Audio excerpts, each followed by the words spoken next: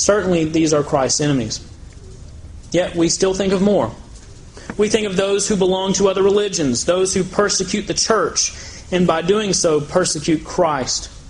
While Saul was in the midst of making havoc of the church, dragging believers off to prison, breathing threats and murder against the disciples, did not Jesus say to him, "Why are you persecuting me?" If someone persecutes us, they're persecuting Christ. If someone goes after my children, they're going after me. We are a part of Christ. We are His body. And if we are persecuted and made fun of, people need to realize they are making fun of and persecuting their Creator.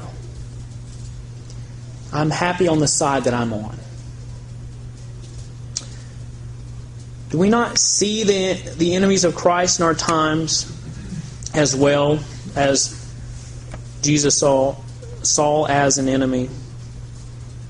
We see it in our times as those who follow Islam, how they misrepresent our Lord as only being a prophet, while many persecute or kill believers in foreign lands.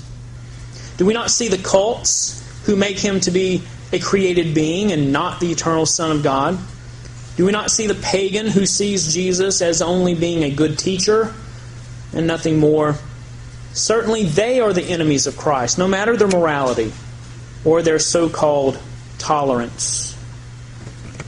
Yet as we point our fingers toward the enemies of God who we see, may we not forget one more. This enemy of Christ may be hard to recognize, but here is how you can see him. If you're lost without Christ, if you've never committed your life to Him and relied on His grace to save you, go to a mirror and look in the eyes and gaze at the enemy of Christ.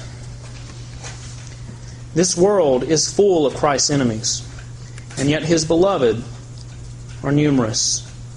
One thing we share, however, is that at one time we were all enemies of Christ. My friends, you are either His disciple or you are His enemy.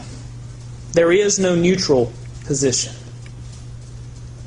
The enemies of the Lord will be His footstool.